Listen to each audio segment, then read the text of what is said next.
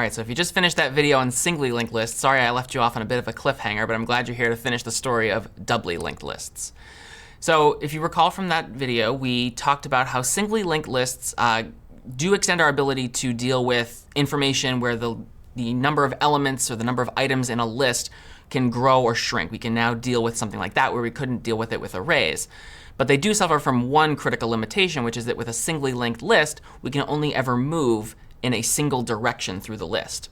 And the only real situation where that became a problem was when we were trying to delete a single element. And we didn't even discuss how to do it in a singly linked list.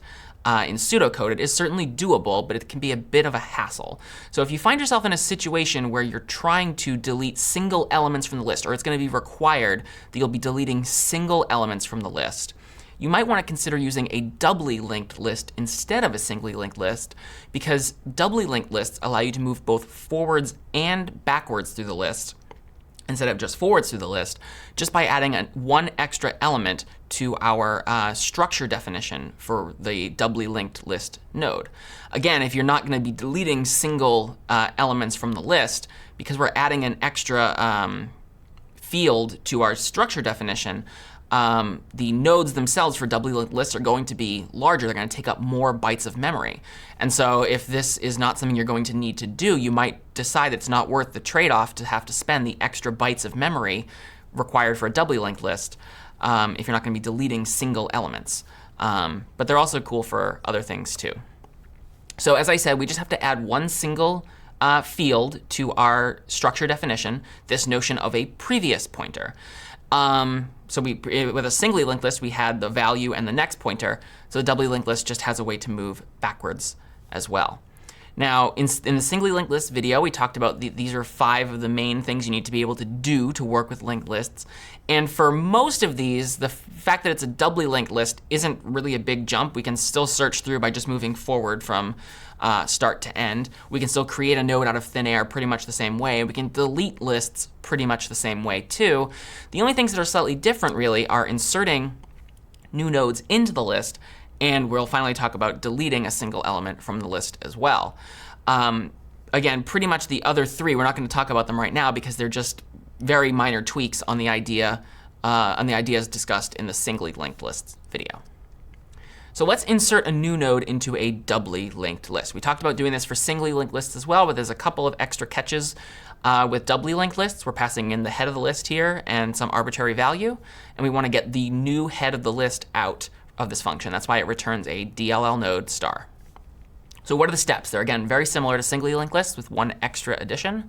We want to allocate space for a new node and check to make sure it's valid. We want to fill that node up with whatever information we want to put in it. The last thing we need to do, the extra thing we need to do, rather, is to fix the previous pointer of the old head of the list. Remember that because of doubly linked lists, we can move forward and backward, which means that each node actually points to 2 other nodes instead of just one. And so we need to fix the old head of the list to point backward to the new head of the linked list, which is something we didn't have to do before. And then, as before, we just return a pointer to the new head of the list. So here's a list. We want to insert 12 into this list. Notice that the diagram is slightly different, right? Each node contains 3 fields, data, and a next pointer in red, and a previous pointer in blue. Nothing comes before the 15 node, so its previous pointer is null. It's the beginning of the list. There's nothing before it. And nothing comes after the 10 node, and so its next pointer is null as well.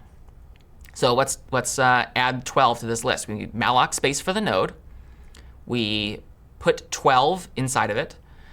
And then, again, we need to be really careful not to break the chain. We want to rearrange the pointers in the correct order. And sometimes that might mean, as we'll see, particularly with delete, that we do have some redundant pointers, but that's OK. So what do we want to do first? I would recommend that the things you should probably do are to fill the pointers of the 12 node before you touch anybody else. So what is 12 going to point to next? 15. What comes before 12? Nothing. Now we've filled the extra information in 12, so it has previous, next, and value. Now we can have 15, this extra step we were talking about, we can have 15 point back to 12. And now we can move the head of the linked list to also be 12. So that's pretty similar to what we were doing with singly linked lists, except for accounting for the extra step of connecting the old head of the list back to the new head of the list. Now let's finally delete a node from a linked list. So let's say we have some other function that is finding a node we want to delete and has given us a pointer to exactly the node that we want to delete. We don't even need, say the head is still globally declared. We don't need head here. All this function is doing is we've found a pointer to exactly the node we want to get rid of. Let's get rid of it. It's a lot easier with doubly linked lists. First, it's actually just a couple of things. We just need to fix the surrounding nodes pointers so that they skip over the node we want to delete, and then we can delete that node. So again, we're just going through here. We have apparently decided that we want to delete the node X. And again, what I'm doing here, by the way, is a general case for a node that is in the middle.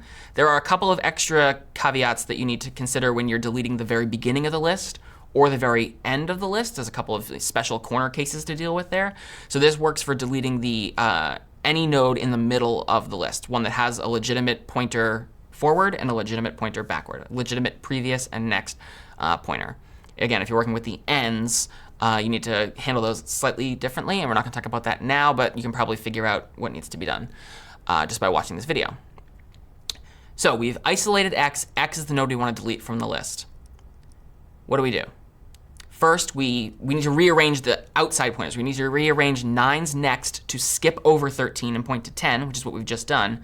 And we also need to rearrange 10's previous to point to 9 instead of pointing to 13. So again, this was the diagram to start with. This was our chain. We need to skip over 13, but we need to also preserve the integrity of the list. We don't want to lose any information in either direction. So we need to carefully rearrange the pointers carefully so we don't break the chain at all. So we can say 9's next pointer points to the same place that 13's next pointer points right now, because we're eventually going to want to skip over 13. So wherever 13 points next, we want 9 to point there instead. So that's that.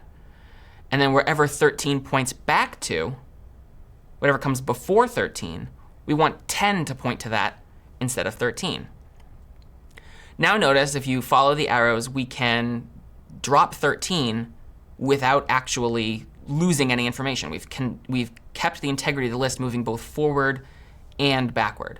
And then we can just sort of clean it up a little bit by pulling the list together. And we rearranged the pointers on either side, and then we freed X, the node that contained 13, and we didn't break the chain. So we did good.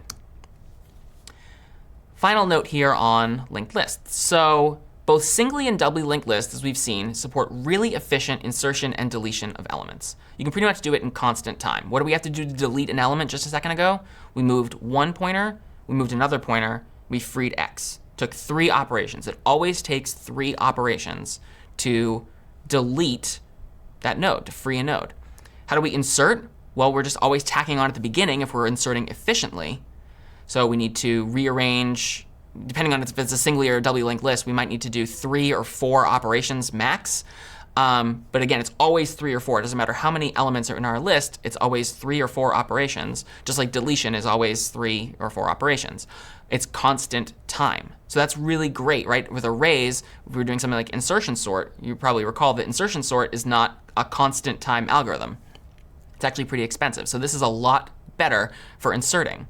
But as I mentioned in the singly linked list video, we've got a downside here too, right? We've lost the ability to randomly access elements. We can't say I want element number 4 or element number 10 of a linked list the same way that we can do that with an array, where we can just directly index into our array's elements. And so trying to find an element in a linked list, if searching is important, may now take linear time. As the list gets longer, it might take one additional step for every single element in the list in order to find what we're looking for. So there's trade-offs, right? There's a bit of a pro and a con element here.